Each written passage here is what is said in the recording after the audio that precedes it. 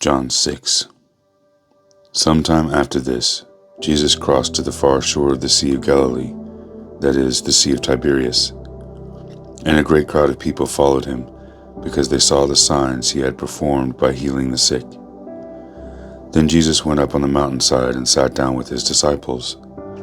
The Jewish Passover festival was near. When Jesus looked up and saw a great crowd coming toward him, he said to Philip, "Where shall we buy bread for these people to eat?" He asked this only as a test to him, for he had already had in mind what he was going to do.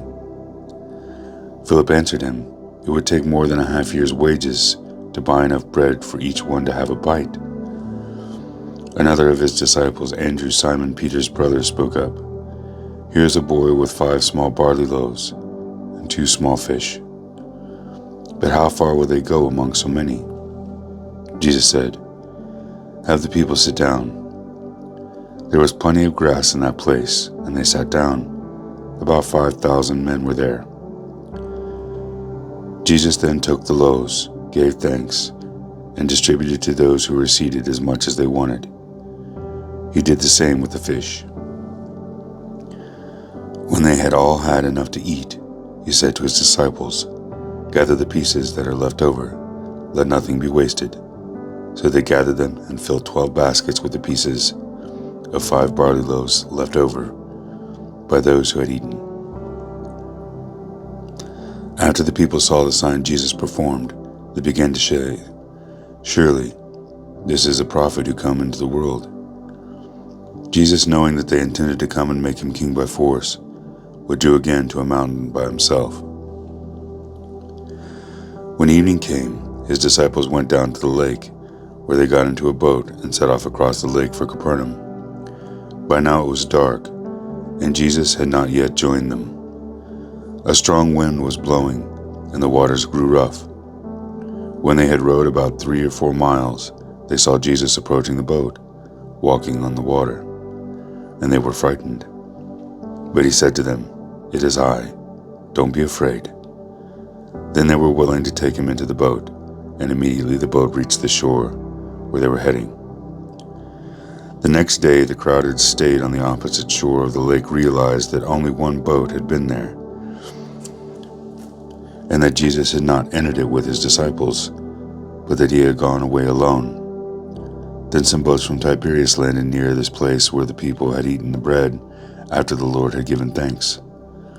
Once the crowd realized that neither Jesus nor his disciples were there, they got into the boats and went to Capernaum in search of Jesus. When they found him on the other side of the lake, they asked him, "Rabbi, when did you get here?"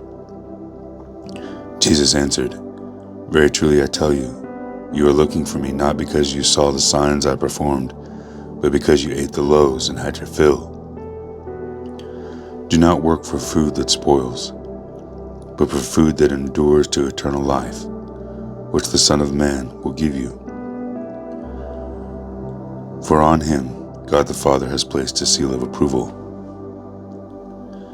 Then they asked him, What must we do to do the work God requires?" Jesus answered, "The work of God is this, to believe in the one he has sent." So they asked him, "What sign then will you give, that we may see it and believe you? What will you do? Our ancestors ate the manna in the wilderness, as it is written, 'He gave them bread from heaven to eat.'" Jesus said to them, "Very truly I tell you, it is not Moses who has given you the bread from heaven, but it is my Father who gives you true bread from heaven. For the bread of God is the bread that comes down from heaven and gives life to the world." "Sir," they said, "always give us this bread."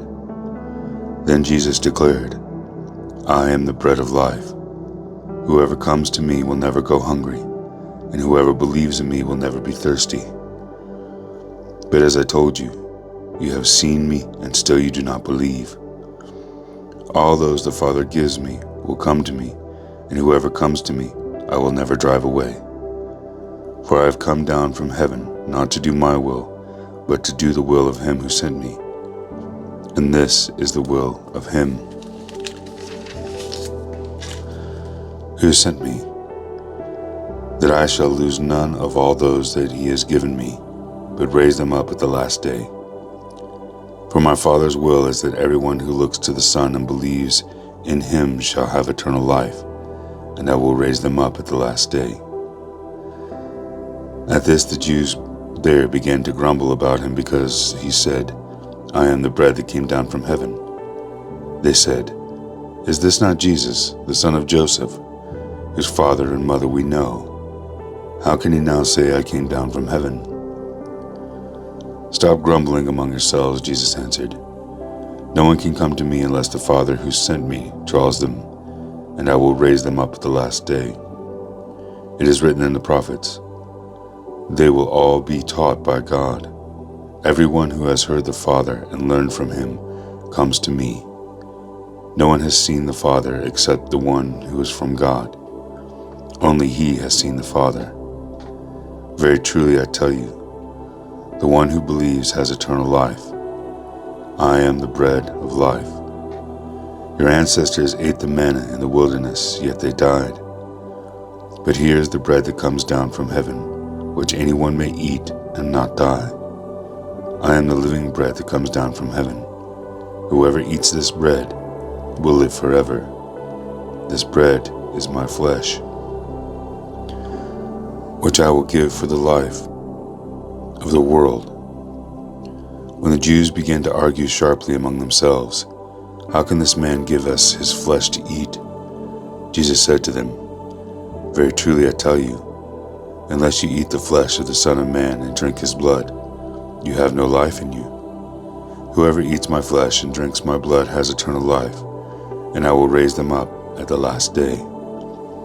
For my flesh is real food, and my blood is real drink. Whoever eats my flesh and drinks my blood remains in me, and I in them. Just as the living Father sent me, and I believe because of the Father, so the one who feeds on me will live because of me. This is the bread that came down from heaven. Your ancestors ate manna and died, but whoever feeds on this bread will live forever." He said this while teaching in the synagogue in Capernaum. On hearing it, many of his disciples said, "This is a hard teaching. Who can accept it?" Aware that his disciples were grumbling about this, Jesus said to them, "Does this offend you? Then what if you see the Son of Man ascend to where he was before? The Spirit gives life. The flesh counts for nothing. The words I have spoken to you, they are full of the Spirit and life. Yet there are some of you who do not believe." For Jesus had known from the beginning which of them did not believe, and whom would betray him. He went on to say, "This is why I told you that no one can come to me unless the Father has enabled them." From this time, many of his disciples turned back and no longer followed him. "You do not want to leave too, do you?" Jesus asked the 12. Simon Peter answered him, "Lord, to whom shall we go? You have the words of eternal life. We have come to believe and to know that you are the Holy One of God." Jesus replied, "Have I not chosen you, the 12? Yet one of you is a devil." He meant Judas, the son of Simon Iscariot, who, though one of the 12, was later to betray him.